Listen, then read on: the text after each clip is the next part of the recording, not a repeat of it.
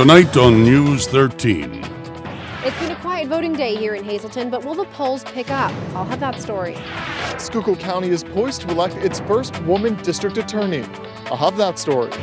Police, even the Attorney General's office, converge on an area home this morning, but the people who live there are crying foul. We'll tell you why. This is News 13 Now. Good evening, everybody, and welcome to News 13 Now. I'm Kathy Bazinski. Some big races greeted by little turnout by voters in Luzerne County on this election day. In Greater Hazleton, plenty of contested races and some that got testy. As Christina Papa tells us, voter interest was not reflected at the polls. You voted today. I sure did. Joseph Manisi cast his vote at the Hazleton's 5th Ward at Holy Rosary Church in Hazleton today. We have a right to vote, and you have no complaints if your party doesn't get in. You just got to button up and keep quiet. If that's the case, voters didn't get the memo here in Hazleton. When News 13 stopped by the 5th Ward around noon today, only 100 people had voted. Well, the turnout don't seem to be as high as it normally is. For this election, the Luzerne County Solicitor invoked a regulation which kept News 13 and all other media outlets out of the polling place while voters were in them. With no peek at the inside, from the outside, Holy Rosary looked desolate. So where were all the voters? I imagine people are still working, and afterwards they'll probably get out and vote. Majority Inspector at Ward 5, Rocco Formica, thinks the low turnout is due to the low-profile races. It just seems that there are no big races like senators or presidential election. But that hasn't stopped some candidates from stopping by and asking for folks' support.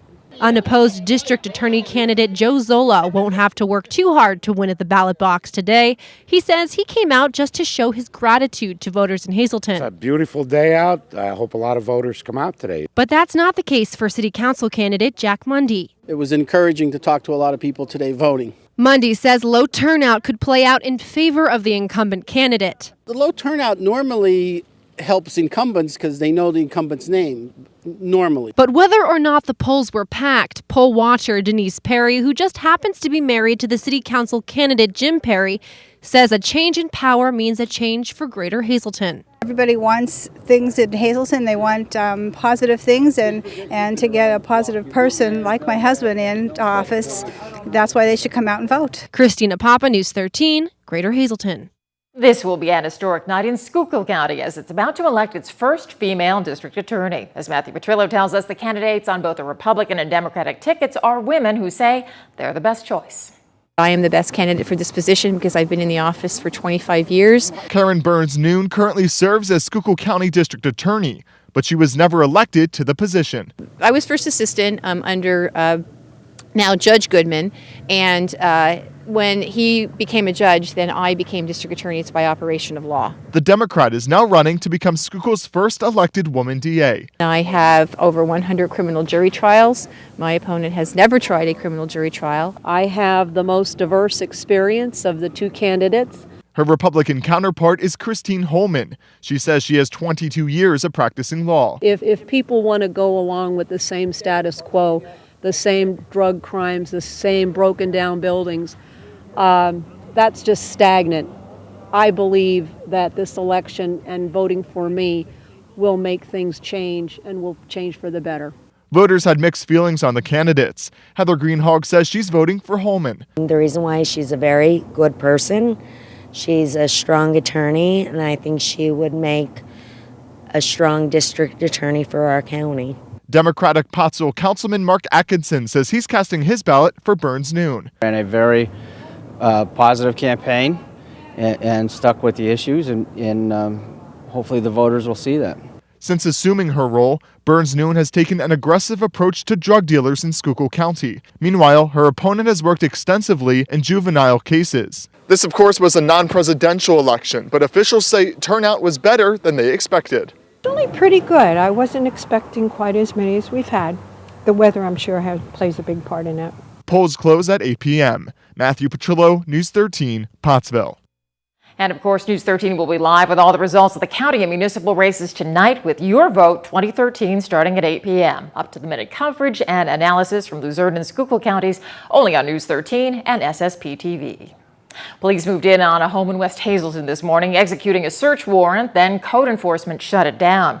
West Hazelton police officers searched 507 North Broad Street around 8:30 this morning. Police haven't released any information about why they were there, whether or not they made any arrests, or why code enforcement condemned that building. News 13 did speak with people who were in the home at the time, and they say that a 62-year-old man suffering with dementia had to be taken to Hazelton General Hospital after he suffered injuries while police were serving that warrant. Those eyewitnesses claim that 4 people who were in the home at the time were ordered to the floor and handcuffed as police searched. That's when the man was apparently injured. Police are still investigating. They haven't released any info about this morning's raid. Investigators still haven't identified the victim of a one-car crash yesterday in Mountaintop. One person was killed Monday afternoon in that accident on South Main Road in Wright Township, just south of Aberdeen Road. Luzerne County coroner was on scene yesterday and pronounced the victim dead. Somehow, the victim's car rolled over and flipped straight up onto the driver's side of the vehicle. Emergency crews from all over Mountaintop area responded to that crash. Hazelton State Police still haven't released the name of the victim. And Hazelton State Police still investigating that fatal one-car crash in Hazel Township early yesterday. 21-year-old Edward Cabezas Bonilla of Hazelton was killed in the rollover crash that happened early Monday morning along Commerce Drive in Humboldt. He said it appears he lost control of the vehicle, which went off the road, down the embankment, rolled over in a construction staging area full of cement barriers. Emergency crews were dispatched to the scene about 7:30 yesterday morning when a passerby noticed the car off the road. Cabezas Bonilla was trapped in the vehicle. He was pronounced dead at the scene by a Luzerne County coroner. Still ahead on News 13 now, a mild election day forecast still didn't mean that much in Greater Hazelton. Next, some showers move in. We'll tell you about it in News 13 weather. But first, have you ever wondered why Americans head to the polls on Tuesday? A national group has and is trying to change that. We'll tell you why just ahead on News 13 now. You're watching News 13 Now, local and loving it. Well, today is Tuesday, and it's also Election Day, and as Americans, we make sure to cast our ballots on this day of the week during every election cycle. But have you ever thought, why Tuesday? Matthew Petrillo went looking for that answer. Why do we vote on Tuesdays? I asked politicians. Do you know why we vote on Tuesdays? Why we vote on Tuesdays? That's a good question. I don't have the answer for that one. Why we vote on Tuesdays? I have no idea. Maybe Mark had a better answer than I. I don't know the answer to that. I'm sorry, but I'll try to find it out, but I really don't know the answer to that. I asked these voters, who also just served me my lunch.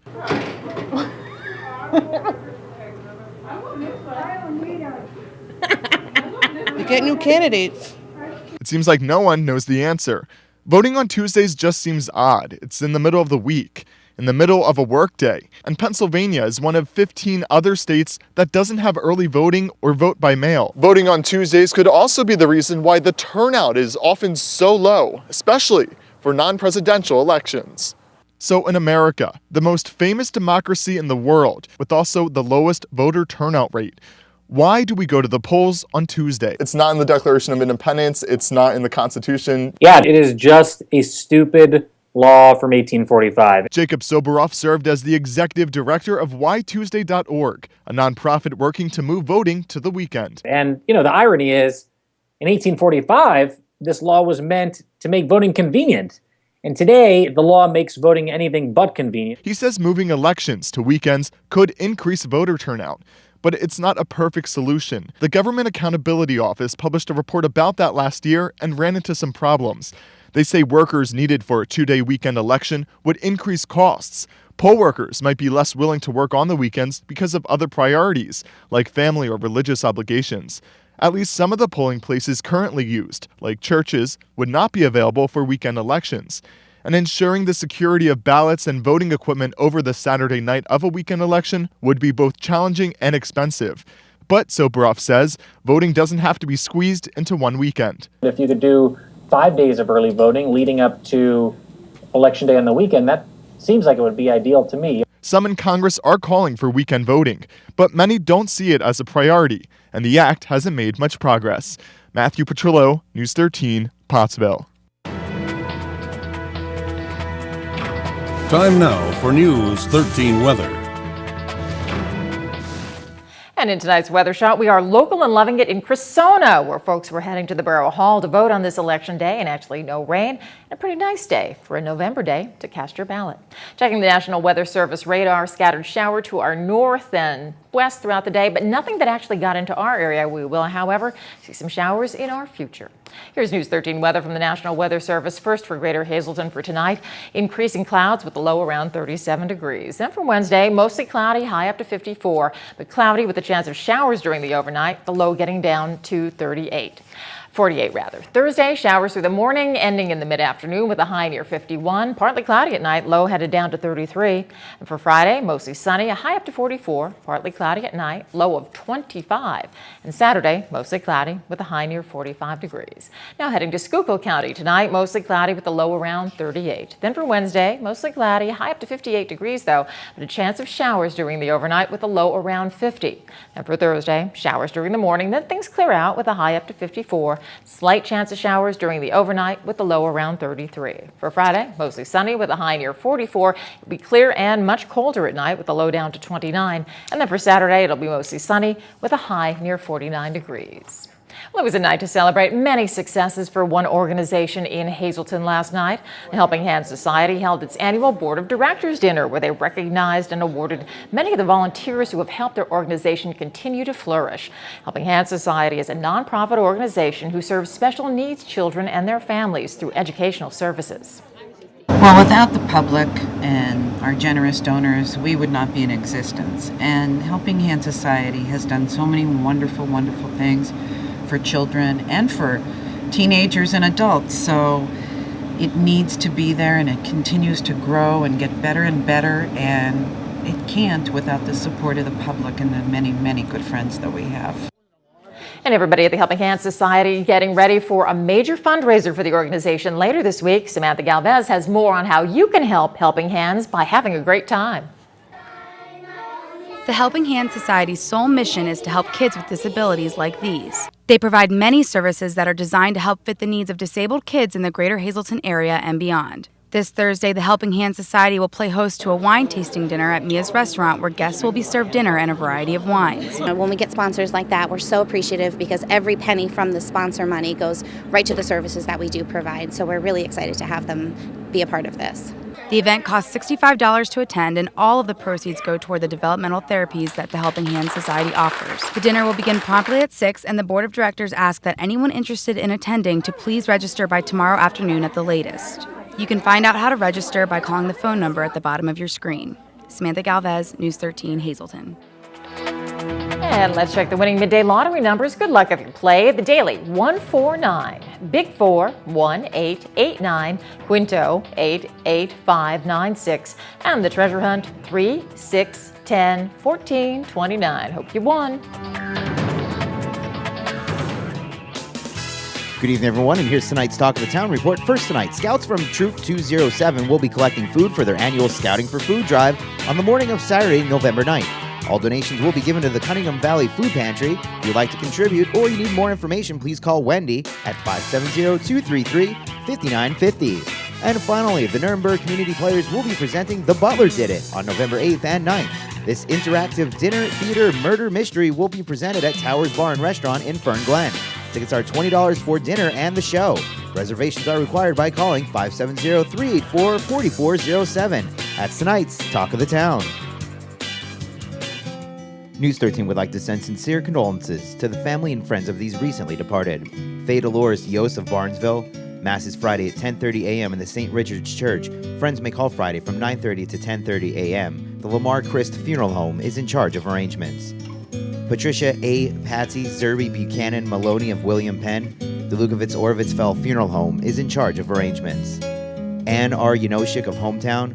Mass is Thursday at 10:30 a.m. in the St. Richard's Church. Friends may call Thursday from 9:30 to 10:30 a.m. The Damiano Funeral Home is assisting the family with the arrangements. Mary A. Haberly, formerly of Frackville. The Nice Heart Funeral Home is in charge of arrangements. Helen Super of Hazleton. Arrangements will be announced by the Hazel Chapel of the Cropton Hughes Funeral Home. Francis E. Van Horn of Mahanoy City. The Louis D. Truskowski Funeral Home is in charge of arrangements. Lois M. Heller Klingerman of Bluebell. Funeral is Wednesday at 7:30 p.m. at the St. Andrew's Lutheran Church. Friends may call Wednesday from 6:30 to 7:15 p.m. Arrangements are by the Holcomb Funeral Home. Karen M. Woodring of Hazleton. Services will be private and at the convenience of the family. This is News 13 Sports. Well, we haven't tallied up the votes yet. That's to come later tonight. But when it comes to the world of high school athletics, it's actually the seeds, and you play it out. And the seeds are out for field hockey, and as expected, the Wyoming Valley Conference is well represented. They usually are. 3 teams getting ready to make a run at the state championship. No stranger to any of these teams. Let's start in AA, where the defending state champ, Crestwood Comets, well, they are the District 2 champs, and they're going to be opening up against Boiling Springs tonight. Boiling Springs is out of District 3. They're playing that one, as a matter of fact, just got underway up at Wyoming Seminary in the heart of the Wyoming Valley. The winner of that game is going to get the survivor of Southern Lehigh, the District 11 champs, and Marion Mercy, who's the number 2 seed out of District 1. In the other half of the bracket, you got Ole Valley and Lewisburg, and the Western teams Shadyside Academy and Forbes Road. How about the Wyoming Seminary hockey team? Well, they're the District 2 runners-up, and they're playing just underway at Bucknell University. They drew the District 4 champs Selinsgrove, and the winner of that game will get the District 1 champ Upper Perkiomen, or District 3 number 5 Donegal. So 2 teams from the Wyoming Valley well represented in that AA field hockey bracket. Let's change it a little bit and bump it up to AAA. You know all about the Coughlin Lady Crusaders. They came into Harmon-Geiston in overtime, knocked off the Hazleton area Lady Cougars, and that propelled them to the District 2 championship.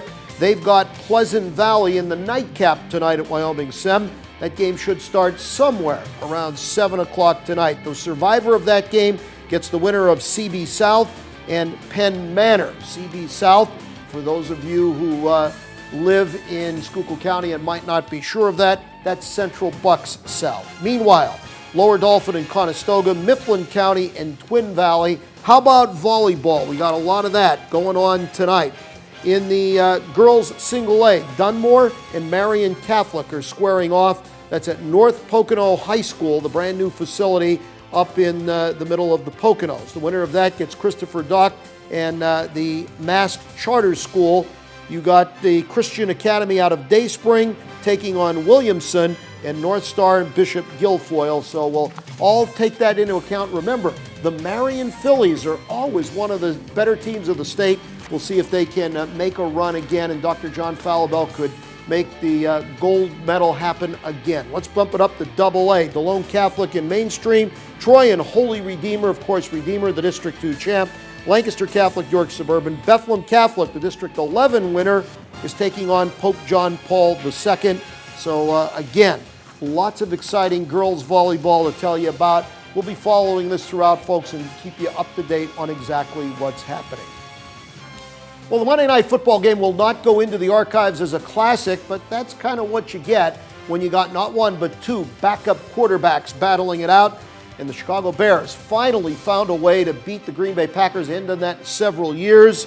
So we will see. Aaron Rodgers could be a big problem for the Packers. They're saying maybe 3 or 4 games until he's going to play again. Stay tuned to that. That NFC North is now going to become wide open.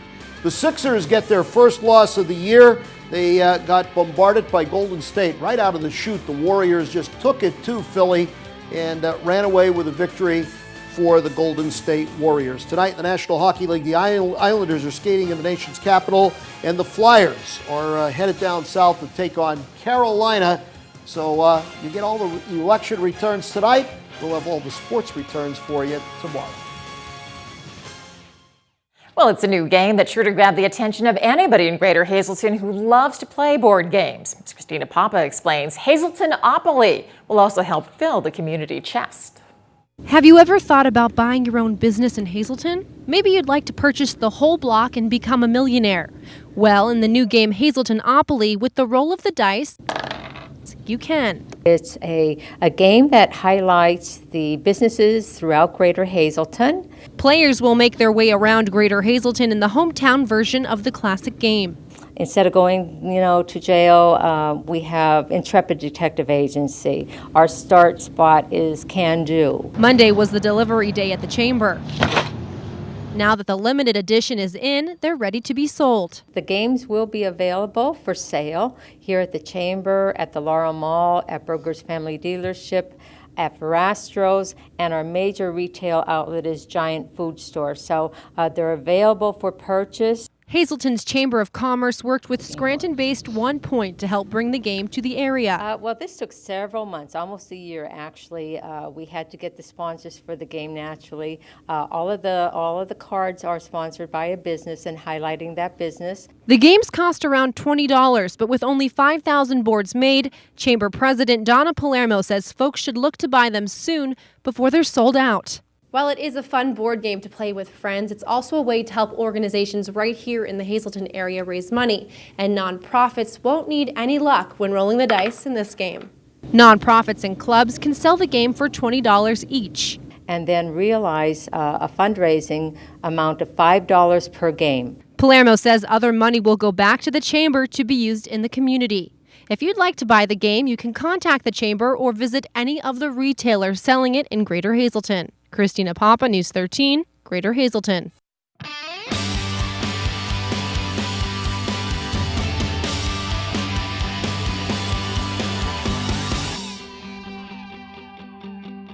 Welcome to Super Segment. I'm here at Pottsville Area High School with Dr. Jeffrey Zweibel, the superintendent, and the band just got new uniforms. How cool is that? Yes, we're very happy and proud as part of our longstanding commitment to the arts here in the Pottsville Area School District that our school board was able to move forward with the purchase of brand new band uniforms.